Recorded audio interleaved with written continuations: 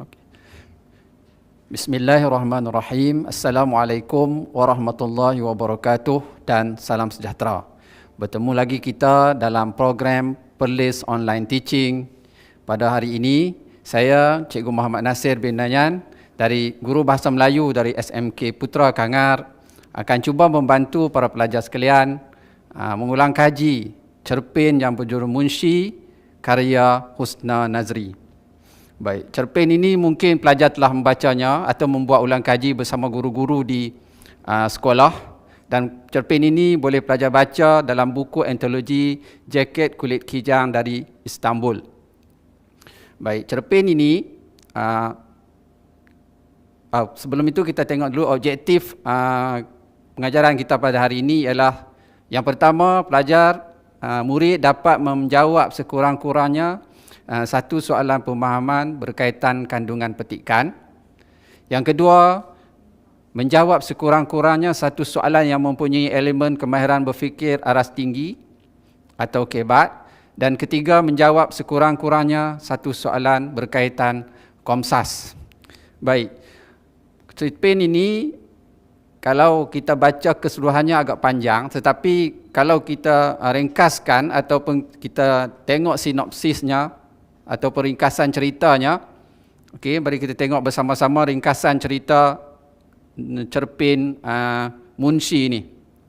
Baik, cerpen ini berkisar tentang keinginan seorang anak muda iaitu Mel yang mahu berhijrah ke kota. Hasratnya itu dihalang oleh bondanya. Bondanya bimbang sekiranya anaknya itu akan terpengaruh oleh budaya-budaya negatif di bandar. Bondanya berpendapat bahawa Mel masih belum menguasai bahasa ibunda dan jati dirinya masih goyah. Bondanya dapat menyaksikan bahawa warga kota sudah lupa akan agama, bahasa dan bangsa. Bonda amat sedih kerana penjajah telah menyemaikan perasaan perkauman dalam kalangan rakyat. Sebagai akibatnya, pertumbuhan darah dan pemusuhan antara kaum berlaku. Dengan berdasarkan hal yang dinyatakan oleh bonda itu, bonda menasihati Mel supaya melihara agama, bahasa, bangsa dan negara supaya terus dihormati dan disegani. Sifat yang ditunjukkan oleh bonda ini menunjukkan bahawa bonda mempunyai semangat patriotik yang kuat. Buktinya, bonda banyak menyimpan buku lama tentang bahasa dan sejarah. Mel selalu membaca buku tersebut. Bonda menyatakan bahawa asas kegagahan bangsa Melayu terletak pada 3 perkara, iaitu akidah Islam, bahasa Melayu dan kesetiaan kepada pemerintah yang adil. Seterusnya, apabila Mel telah mempunyai ilmu yang cukup dan mempunyai kemampuan untuk berjuang di kota, barulah bonda mengizinkannya ke bandar untuk meneruskan kehidupan. Bonda berpesan kepada Mel supaya menjaga 2 perkara, iaitu agama dan bangsa. Bonda juga minta Mel untuk memberikan sejumlah buku kepada kawan lamanya yang bernama Munshi. Apabila tiba di bandar, Mel menyerahkan buku-buku tersebut pada kawan bondanya itu.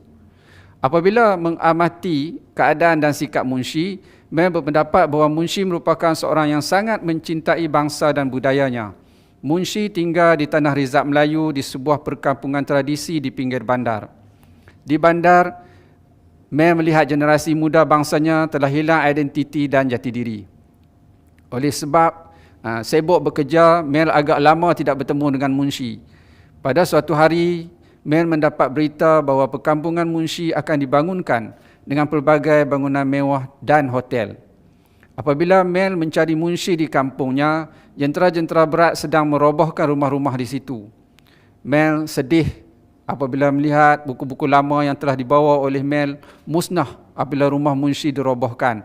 Tetapi Munshi tidak kelihatan di mana-mana. Dan cerpen tersebut berakhir di situ.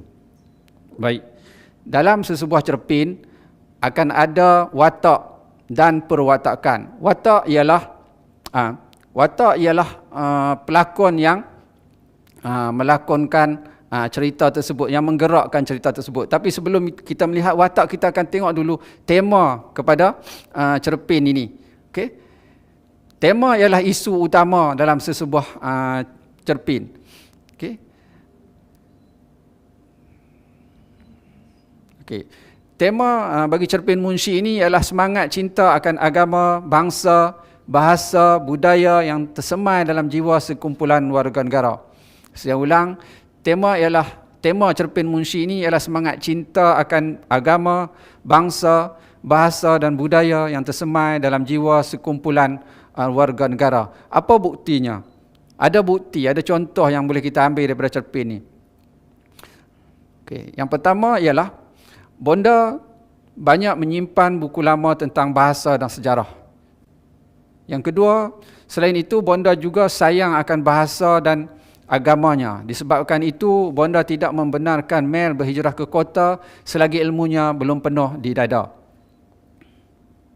Dan bukti yang ketiga, Mel juga dapat menyaksikan bahawa Munshi merupakan seorang yang mencintai bahasa dan agamanya. Itu adalah bukti kepada tema tadi. Iaitu semangat cinta akan agama, bangsa, bahasa dan budaya yang tersemai dalam jiwa sekumpulan warga negara. Seterusnya, kita akan masuk pada watak dan perwatakan. Watak dan perwatakan. Perwatakan ini ialah perangai ataupun sifat kepada watak. Watak itu adalah pelakon yang menggerakkan cerita. Baik, kita tengok watak yang pertama ialah watak utama, iaitu Mel. Mel yang membahasakan dirinya sebagai saya dalam cerpen ini.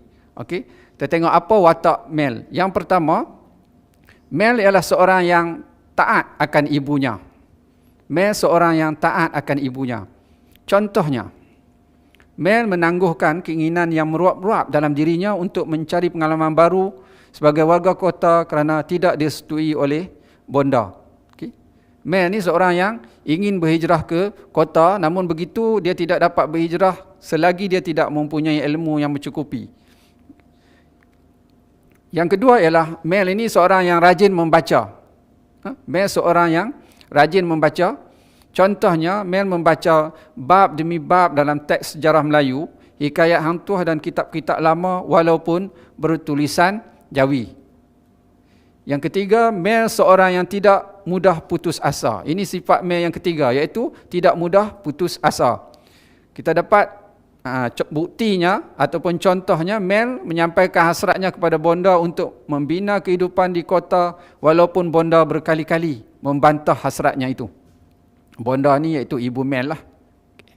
Dan yang keempat, seorang yang amanah. Buktinya, Mel menyampaikan salam bonda kepada Munshi sebelum menghulurkan beg berisi puluhan kitab lama yang dibawanya dari kampung. Ini adalah keseluruhan ataupun antara beberapa perwatakan Mel. Mel ini adalah watak utama dalam cerpen Munshi. Baik, seterusnya watak sampingan yang terdapat dalam cerpen Munshi ialah watak bonda. Yang pertama, bonda ni seorang yang penyayang. Bonda seorang yang penyayang. Buktinya, bonda sangat menyayangi Mel. Dia memberikan pelbagai alasan agar Mel terus menetap di kampung bersamanya. Kerana bonda dia sayang kepada Mel, ibu Mel ni dia sayang kepada Mel, maka dia memberikan pelbagai alasan supaya Mel menetap di kampungnya. Yang kedua, bonda adalah seorang yang beriman. Contohnya, bonda selalu mengingatkan Mel supaya tidak meninggalkan perintah agama. Bonda selalu mengingatkan Mel supaya tidak meninggalkan perintah agama. Yang ketiga, Mel seorang yang mementingkan ilmu pengetahuan. Maafkan saya. Yang ketiga, bonda seorang yang mementingkan ilmu pengetahuan. Contohnya, bonda mahu Mel melengkapkan dirinya dengan ilmu sebelum berhijrah ke kota agar Mel tidak hilang jati diri sebagai generasi bermaruah. Ibunya nak dia menjadi seorang yang berilmu dulu sebelum berhijrah ke kota. Dan yang keempat, seorang yang berjiwa patriotisme. Berjiwa patriotisme atau semangat cintakan negara. Contohnya, bonda telah menanamkan sifat-sifat patriotisme dalam diri Mel dengan menceritakan kisah-kisah sejarah kepada Mel, terutama sejarah perjuangan untuk mendapatkan kemerdekaan. Seterusnya, selepas bonda ada satu lagi watak sampingan dalam cerpen Munshi, iaitu watak Munshi itu sendiri. Munshi. Kita tengok. Munshi ini kalau kita rujuk pada Kamus Dewan ialah seorang yang bijak dan pandai dalam bahasa dan budaya. Baik, kita tengok apa perwatakan munshi. Munshi ialah seorang yang menghormati tetamu. Seorang yang menghormati tetamu. Buktinya, selepas Mel memperkenalkan diri, dia mula tersenyum pada Mel sebelum mempersilakan Mel masuk. Okey. Itu satu bukti. Dan kedua, munshi ini seorang yang teguh jati diri. Contohnya, munshi berpakaian lengkap dengan tengkolok dan baju Melayu bersamping serta menggenggam keris semasa Mel ke rumahnya. Itu adalah dua perwatakan munshi yang boleh kita dapati dalam cerpen tersebut. Sebenarnya ada lagi, tapi cikgu ketengahkan dua saja dahulu. Baik. Dalam sesebuah cerpen juga, selain daripada tema utama, ada juga isu-isu sampingan yang menggerakkan sesebuah cerpen tersebut yang dipanggil persoalan. Okey, isu sampingan yang terdapat dalam cerpen munshi ini, dalam cerpen munshi ini ada beberapa isu sampingan.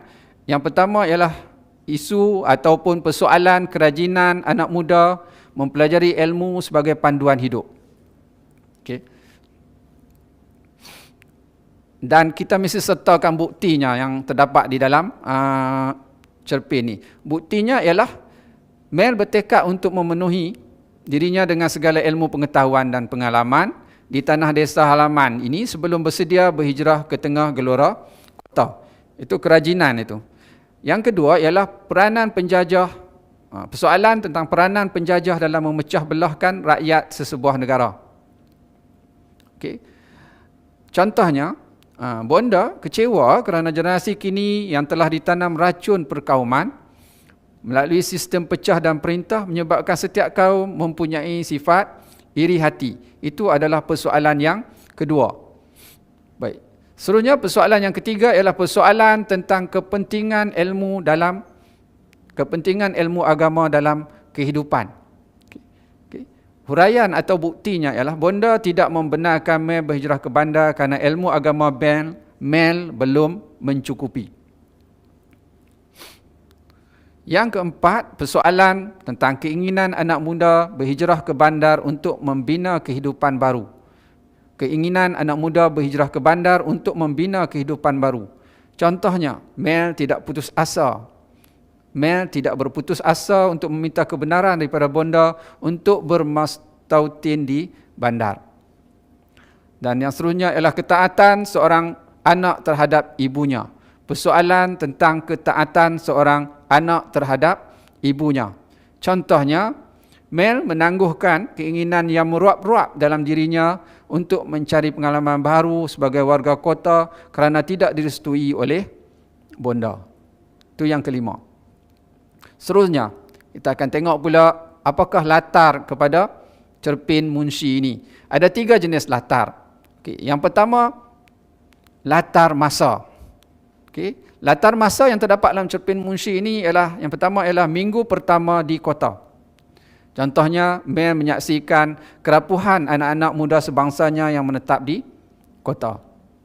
Latar masa yang kedua ialah seminggu selepas perkabaran mengambil alih kampung tradisi. Okay. Contohnya, jentera berat bersiap sedia untuk merobohkan rumah-rumah di perkampungan tradisi sambil penguatkuasa mengawal demonstrasi penduduk membantah pencerobohan itu. Latar masa ni ada lagi, saya ketengahkan 2 saja dulu untuk pelajar-pelajar mudah ingat. Baik, seterusnya ialah latar tempat, iaitu berkenaan dengan tempat yang terdapat dalam cerpen tersebut. Yang pertama ialah kampung tradisi. Kampung tradisi ini dapat dibuktikan dengan Mel berjumpa dengan munshi dan menyerahkan beg yang berisi puluhan kitab lama yang dibawanya dari kampung. Okay. Kampung tradisi ini adalah kampung tempat tinggal munshi. Yang kedua ialah ibu kota. Contohnya, anak-anak muda di kota tidak segan silu menjual bahasa ibunda dan merosakkan agama yang murni. Okay. Jadi latar tempat yang kedua ialah di ibu kota. Seterusnya, latar tempat yang ketiga ialah di kampung halaman, iaitu kampung halaman Mel. Mel menetap di kampung bersama-sama dengan bondanya sejak kecil lagi. Okay. Itu ada 3 latar yang saya ketengahkan di sini. Baik, seterusnya ialah latar masyarakat. Latar masyarakat ni ialah keadaan masyarakat yang melatari cerpen tersebut. Okey. Yang pertama ialah masyarakat yang taat kepada ibu bapa. Ini dapat kita lihat atau berikan contoh, Mel menangguhkan keinginan yang meruap-ruap dalam dirinya untuk mencari pengalaman baru sebagai warga kota kerana tidak direstui oleh bonda. Kedua ialah masyarakat yang rajin membaca. Masyarakat yang rajin membaca. Contohnya, Mel membaca bab demi bab dalam teks sejarah Melayu. Hikayat Hang Tuah dan kitab-kitab lama bertulisan Jawi walaupun agak perlahan. Okay, kalau kitab itu dalam tulisan Rumi, buku itu dalam tulisan Rumi, mungkin kita boleh membaca dengan agak cepat. Tetapi Mel ni dia tetap juga nak baca teks sejarah Melayu tu walaupun dalam tulisan Jawi. Yang ketiga ialah data masyarakat yang mementingkan ilmu pengetahuan. Contohnya, bonda mahu Mel melengkapkan dirinya dengan ilmu sebelum berhijrah ke kota agar Mel tidak hilang jati diri sebagai generasi bermaruah. Dan yang keempat ialah masyarakat yang berjiwa patriotis. Masyarakat yang berjiwa patriotisme. Contohnya, bonda telah menanamkan sifat-sifat patriotisme dalam diri Mel dengan menceritakan kisah-kisah sejarah kepada Mel. Masyarakat yang berjiwa patriotisme atau masyarakat yang cintakan negara, samalah maksudnya. Dan yang terakhir ialah masyarakat yang menghormati tetamu. Bukti ataupun contohnya ialah selepas Mel memperkenalkan diri, Munshi mula tersenyum kepada Mel sebelum mempersilakan Mel masuk ke dalam rumahnya. Terusnya kita akan tengok pula kepada nilai yang terdapat dalam cerpen Munshi ini. Nilai-nilai murni, nilai-nilai kemanusiaan, nilai yang murni lah yang terdapat dalam cerpen ini yang boleh kita jadikan sebagai panduan hidup kita. Yang pertama ialah nilai ketaatan.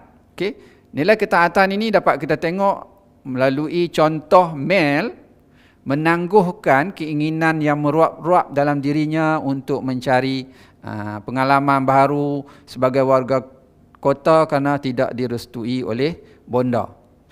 Jadi Mel ni dia taat kepada bonda dia. Kerana bonda dia tak benarkan, dia tak pergi lagi. Okay. Yang kedua ialah nilai kerajinan. Contohnya, Mel membaca bab demi bab dalam teks sejarah Melayu, hikayat Hang Tuah dan kitab-kitab lama bertulisan Jawi walaupun agak perlahan.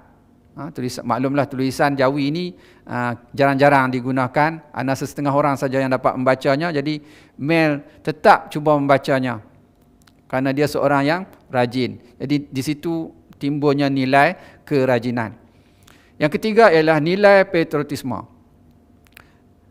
Contohnya, bonda telah menanamkan sifat-sifat patriotisme dalam diri Mel dengan menceritakan kisah-kisah sejarah kepada Mel. Okey. Nilai patriotisme ni nilai semangat cintakan, menanamkan semangat cintakan negara. Melalui sejarah tersebut dapatlah kita rasa menanam perasaan cinta kepada negara ini. Kalau kita tak belajar sejarah, kita tak cintakan negara. Baik, yang keempat nilai hormat menghormati. Contohnya, selepas Mel memperkenalkan diri, Munshi mula tersenyum kepada Mel sebelum mempersilakan dia masuk ke rumah Munshi. Dan yang kelima ialah nilai cinta akan budaya. Contohnya, Munshi berpakaian lengkap dengan tengkolok dan baju Melayu, bersamping serta menggenggam keris masa Mel ke rumahnya. Dan yang terakhir, daripada ulasan cerpen ini ialah pengajaran yang boleh kita dapati daripada cerpen Munshi. Pengajaran ini bermaksud teladan. Teladan yang boleh kita contoh dalam kehidupan kita. Baik, kita tengok yang pertama. Okey. Yang pertama, kita hendaklah mentaati kedua-dua ibu bapa agar hidup kita diberkati. Agar hidup ini diberkati, kita hendaklah mentaati kedua-dua ibu bapa kita. Contohnya, Mel menangguhkan keinginan yang meruap-ruap dalam dirinya untuk mencari pengalaman baru sebagai warga kota kerana tidak direstui oleh bonda. Itu menunjukkan bahawa Mel seorang yang mentaati kedua-dua ibu bapanya, terutama bonda dia. Yang kedua, kita hendaklah rajin membaca untuk meningkatkan ilmu pengetahuan. Pengajaran ini patut dicontohi oleh semua pelajar, iaitu kita hendaklah rajin membaca untuk meningkatkan ilmu pengetahuan. Dalam cerpen ini kita dapat lihat contohnya Mel rajin membaca bab demi bab dalam teks sejarah Melayu, Hikayat Hang Tuah dan kitab-kitab lama bertulisan Jawi walaupun agak perlahan. Yang ketiga, kita hendaklah memiliki sifat patriotisme agar tidak mudah terpedaya dengan anasir asing. Okey. Contohnya, bonda telah menanamkan sifat-sifat patriotisme dalam diri Mel dengan menceritakan kisah-kisah sejarah kepada Mel. Kisah-kisah sejarah itu akan menimbulkan semangat patriotisme dalam diri Mel. Yang keempat, kita hendaklah menghormati dan melayani tetamu dengan baik. Contohnya, selepas Mel memperkenalkan diri, Munshi mula tersenyum kepada Mel sebelum mempersilakan dia masuk ke dalam rumah Munshi lah. Selepas memperkenalkan diri, Munshi mula tersenyum kepada Mel sebelum mempersilakan dia masuk. Yang kelima, kita hendaklah mencintai budaya agar tidak hilang di telan zaman. Contohnya, melalui watak Munshi yang berpakaian lengkap dengan tengkolok dan baju Melayu, bersamping serta menggenggam keris semasa Mel ke rumahnya. Okey, sebelum kita masuk kepada teknik itu. Jadi saya telah sampaikan bermula dengan tema, kemudian perwatakan, persoalan, nilai dan yang terakhir ini pengajaran. Dan yang utama, yang pertama kali tentang sinopsis bagi cerpen Munshi ini. Baik, sekarang kita akan pergi pula kepada tips bagaimana kita nak mengingati atau memudahkan kita untuk menjawab soalan peperiksaan SPM nanti. Baik. Iaitu kita menggunakan teknik ingat satu contoh untuk menjawab 5 jenis soalan. Okey. Ingat satu contoh saja untuk menjawab 5 jenis soalan. Kebiasaannya soalan yang ditanya ialah berkenaan dengan persoalan, kemudian perwatakan, nilai, latar masyarakat, latar tempat ataupun latar masa. Dan yang terakhir ialah soalan berkenaan dengan pengajaran. Okay. Ada 5 soalan biasanya ditanya dalam peperiksaan. Baik, kita tengok. Daripada kelima-lima soalan yang mungkin ditanya tersebut, kita dapat ambil beberapa kata kunci yang boleh kita jadikan sebagai panduan. Yang pertama ialah kata kunci daripada perkataan kerajinan. Okay. Yang ditanya ialah soalan berkenaan dengan persoalan kerajinan ini, ialah kerajinan anak muda mempelajari segala ilmu sebagai panduan hidup. Kalau kita nak jawab nanti, kita mesti sebut persoalan tentang kerajinan anak muda mempelajari segala ilmu sebagai panduan hidup. Seterusnya ialah perwatakan. Perwatakan ni mesti sebut seorang yang rajin menuntut ilmu. Seorang yang rajin menuntut ilmu. Nilai. Nilai kerajinan lah, kita ambil balik. Nilai kerajinan. Pengajaran pula ialah kita perlulah rajin membaca dan menuntut ilmu untuk meningkatkan pengetahuan. Dan latar masyarakat. Masyarakat yang rajin membaca. Kalau para pelajar dapat lihat di skrin, iaitu kita akan dapati bahawa di situ ada terdapat perkataan kerajinan di situ. Dalam persoalan pun ada. Nilai kerajinan di situ. Dalam perwatakan ada perkataan rajin, dalam nilai pun ada juga, dalam pengajaran pun ada. Kita perlulah rajin, okey, dan latar masyarakat yang rajin. Jadi harap para pelajar dapat melihat perbezaan. Sedikit saja perbezaan yang di situ. Sedikit saja perbezaan, iaitu kerajinan tu. Kata kunci kerajinan itu. Okey, ada dalam persoalan, boleh diletakkan juga dalam perwatakan, dalam nilai, dalam pengajaran dan juga dalam latar masyarakat. Okey. Baik. Dan contohnya. Kita lihat contohnya. Daripada kesemua soalan tersebut, contohnya satu saja. Soalan mana pun yang kita jawab, kita akan gunakan contoh di sebelah tu sahaja. Iaitu Mel rajin membaca bab demi bab dalam buku teks sejarah Melayu, hikayat Hang Tuah dan kitab-kitab lama bertulisan Jawi walaupun agak perlahan. Okey. Jadi kata kunci rajin ataupun kerajinan di situ boleh menjawab kelima-lima persoalan tu, kelima-lima soalan jika ditanya dengan menggunakan satu contoh di sebelah satu contoh di sebelahnya tu. Okay. Jadi pelajar perlu menghafal contoh tersebut. Yang penting ialah pelajar dapat hafal contoh tersebut untuk membolehkan pelajar menjawab soalan. Okay. Saya teruskan dengan kata kunci yang kedua, iaitu ketaatan. Ketaatan. Ketaatan ni samalah juga dengan kepatuhan. Lebih kuranglah dengan kepatuhan, sama erti. Okay. Baik, kita tengok ada dalam persoalan ketaatan seorang anak terhadap ibunya. Okey. Perwatakan seorang yang taat akan ibunya. Bonda lah dia taat kepada bonda, man yang taat kepada bonda. Okey. Nilai di situ ialah nilai ketaatan.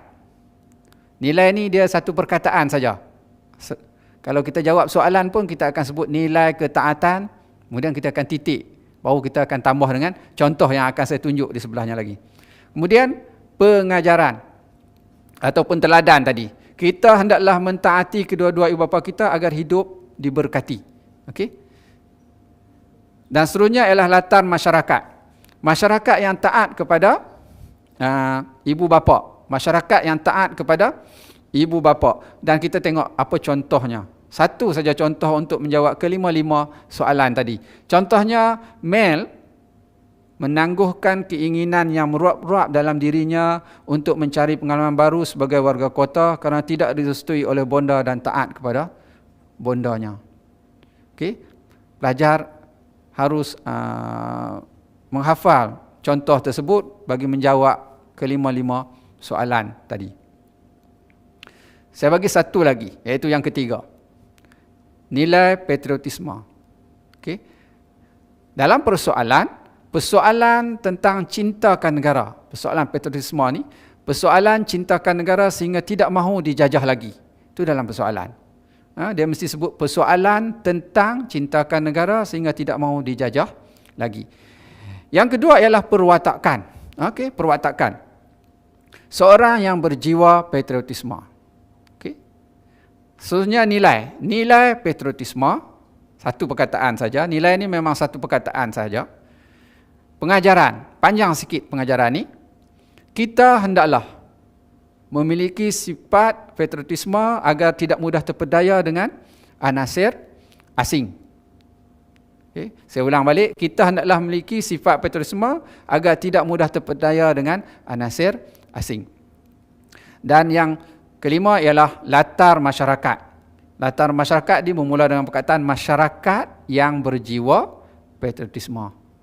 Dan akhir sekali kita tengok pula contohnya. Contohnya. Bonda telah menanamkan sifat-sifat patriotisme dalam diri Mel dengan menceritakan kisah-kisah sejarah kepada Mel. Jadi, daripada ketiga-tiga contoh ni, kita hanya ingat 3 contoh saja daripada cerpen Munshi ni untuk menjawab kelima-lima soalan yang mungkin ditanya. Dan kamu sebagai pelajar juga harus hafal 3 kata kunci tadi, iaitu bermula dengan patriotisme, ketaatan dan kerajinan tadi. Ada 3. Okay. Seterusnya, petua untuk menjawab soalan SPM. Okey. Biasanya soalan SPM untuk bahagian soalan berkenaan dengan prosa moden ini ataupun cerpen, akan ada 3 soalan. Okey. Soalan yang pertama adalah soalan pemahaman petikan. Soalan pemahaman petikan, calon diuji berdasarkan petikan cerpen. Dia akan bagi petikan cerpen, bukan keseluruhan cerpen tapi petikan cerpen sahaja. Calon akan diuji berdasarkan petikan cerpen. Kemudian jawapan ada dalam petikan. Okey. Jadi pelajar akan baca dan teliti petikan tersebut dan akan cari jawapan dalam petikan. Gunakan ayat anda sendiri.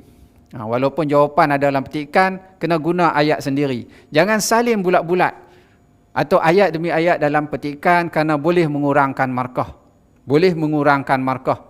Okay? Kalau salin bulat-bulat tanpa mengubah satu perkataan pun mungkin akan dapat kosong markah. Tapi biasanya kalau dapat jawab dengan betul akan dapat 2 markah untuk soalan yang pertama ni, soalan 1 roman ni. Baik, yang kedua. Betul menjawab. Okey, yang kedua, soalan kemahiran berfikir aras tinggi. Okey. Calon diuji berdasarkan petikan cerpen, berdasarkan petikan cerpen. Tapi jawapan tiada dalam petikan. Jawapan tiada dalam petikan. Jawapan ada dalam minda calon dan berdasarkan pengetahuan calon. Okay. Calon hendaklah menggunakan ayat anda sendiri, ayat kamu sendiri. No? Jangan ambil isi daripada petikan cerpen. Kalau ada isi daripada petikan cerpen, jangan ambil isi itu. Biasanya markah yang diberikan ialah 3 markah, iaitu 2 isi bersama dengan huraian. Soalan yang ketiga, 3 roman dalam peperiksaan ini, ialah soalan tentang Komsas. Soalan dari aspek Komsas, kesusastraan Melayu. Baik. Calon biasanya diuji berdasarkan petikan cerpen dan keseluruhan cerpen. Jawapan ada dalam petikan cerpen dan keseluruhan cerpen. Itu pentingnya tadi pelajar mengetahui dulu sinopsis atau ringkasan cerita cerpen ini. Baik. Seterusnya, gunakan ayat anda sendiri. Biasanya 3 atau 4 markah untuk soalan ini, iaitu 2 isi sama dengan bersama dengan huraian. Bersama-sama dengan huraian akan dapat lebih kurang 3 hingga 4 markah. Okay. Gunakan ayat anda sendiri. Dan kamu boleh tulis, tidak ada had jumlah perkataan atau jumlah ayat untuk jawapan soalan yang kedua dan ketiga ini. Baik. Ini adalah petikan contoh. Petikan contoh macam dalam peperiksaan SPM. Agak panjang juga. Okey. Agak panjang juga. Saya baca secara ringkas. Okey. Setiap kali saya meluahkan hasrat untuk bermustatin di kota, bonda memberikan pelbagai alasan agar saya terus menetap di kampung halaman tercinta ini. Kata bonda, ilmu agama saya masih terlalu cetek dan nipis. Bimbang, saya akan hanyut di bawah arus Hinduisme dan modernisme yang sedang melanda anak-anak muda kota. Malahan, kata bonda lagi, bahasa ibunda saya juga masih lemah. Bahasa yang membesarkan saya dengan segala adat resam dan nilai budaya warisan turun-temurun. Bahasa yang diwarisi nenek moyang sejak zaman berzaman. Bonda tahu secubit ilmu yang mengisi dada yang kerdil ini tidak akan mampu mengekang ledakan perubahan sosial yang boleh meragut jati diri saya sebagai generasi bermaruah. Saya akui kebenaran kata-kata bonda tentang malapetaka yang sedang menghinggapi sekian ramai anak-anak sebangsa saya. Kebanyakannya tergadai maruah dan harga diri dek mengejar dunia yang bergelar globalisasi dalam menuju arus perdana. Mel, agama dan bahasa itu cermin maruah kita yang ditinggalkan nenek moyang. Jasad yang dibaluti agama serta lidah yang dilebati bahasa ibunda merupakan warisan kita yang masih ada. Kita bukan lagi generasi bermaruah tetapi bangsa yang dilaknati Allah. Maaf. Okay. Itu adalah petikan. Dia tak ambil keseluruhan cerpen, dia ambil sebahagian sahaja. Okey? Dan kita lihat contoh soalan. Soalan 1. Iaitu mengapakah bonda tidak membenarkan mel bermustatin di kota? Mengapakah bonda tidak membenarkan mel bermustatin di kota? Jawapan kepada soalan ini terdapat dalam petikan cerpen tadi. Jawapan terdapat dalam petikan cerpen. Kita tengok jawapan dia yang lengkap. Ingat, mesti jawab dalam ayat yang lengkap. Tidak boleh jawab dalam bentuk point. Okay. Bonda tidak membenarkan Mel bermustatin di kota kerana ilmu agama Mel masih terlalu cetek. Bahasa ibundanya masih lemah dan bimbang. Mel akan hanyut di bawah arus edukasi dan modernisme yang melanda anak-anak muda di kota. Okay. Jawapan ini ada dalam petikan tu yang anda boleh lihat dalam petikan tersebut. Okey, ada di bahagian tersebut. Okey. Soalan nombor 1 ni jawapan dia memang ada dalam petikan. Hanya pelajar mesti membacanya dengan teliti dan akan jumpa jawapan dalam petikan tersebut. Okey. Seterusnya kita tengok soalan yang contoh soalan kedua, iaitu soalan kehebat. Pada pendapat anda, mengapakah generasi muda sekarang terlalu mudah terpengaruh dengan gejala yang tidak sihat? Soalan ini tiada jawapannya dalam petikan cerpen tadi, tapi dia ada dalam pengetahuan am pelajar. Jadi pelajar kena menjadi seorang yang banyak membaca lah. Okey, kita tengok contoh jawapannya. Pada pendapat saya, mulakan jawapan anda dengan pada pendapat saya, generasi muda sekarang terlalu mudah terpengaruh dengan gejala tidak sihat kerana longgarnya penghayatan agama, kurangnya kasih sayang keluarga, kesilapan memilih rakan sebaya dan pengaruh media massa serta media sosial. Setiap satu tu dianggap satu isi. Satu tu dianggap satu isi. Longgarnya penghayatan agama, itu satu isi. Kurangnya kasih sayang keluarga pun satu isi. Kesilapan memilih rakan sebaya, 3. Dan pengaruh media massa serta media sosial, 4. Biasanya dia minta 3, tapi kita bagi lebih, tak ada masalah. Jumlah perkataan tidak terhad dan jumlah ayat juga tidak terhad untuk bahagian ini. Dan soalan contoh yang ketiga, soalan 3 Roman ni, soalan berkaitan dengan Komsas, komponen sastra. Huraikan satu nilai yang terdapat dalam petikan di atas dan satu nilai lain daripada keseluruhan cerpen itu. Kita tengok contoh jawapannya. Salah eja sikit tu jawapan. Okey. Satu nilai yang terdapat dalam petikan ialah nilai kasih sayang. Mesti jawab macam tu, nilai kasih sayang, titik. Contohnya, bonda menyayangi Mel sehingga dia memberikan pelbagai alasan supaya Mel terus menetap bersama-samanya di kampung. Okey. Jadi jangan terus jawab satu nilai yang terdapat dalam petikan ialah nilai kasih sayang dan contohnya, jangan sambung. Selepas perkataan nilai kasih sayang tu titik. Kemudian baru tulis perkataan contohnya, sambung dengan contoh ataupun huraian. Satu nilai lain yang terdapat dalam sekolah cerpen ialah nilai kerajinan. Contohnya, Mel membaca bab demi bab dalam teks sejarah Melayu, Hikayat Hang Tuah dan kitab-kitab lama bertulisan Jawi walaupun agak perlahan. Sama juga macam tadi, selepas perkataan nilai kerajinan tu titik dan barulah sambung dengan contohnya. Okay. Saya harap semua pelajar dapat mengikuti pengajaran pada hari ini dan memahaminya. Dan sampai soalan yang ketiga itu saja pengajaran kita pada hari ini, tapi para pelajar boleh mengikuti, cuba menjawab soalan di pautan latihan yang dibekalkan dan diberikan di skrin anda, iaitu dan boleh scan menggunakan QR scan tu, boleh menjawab soalan di situ.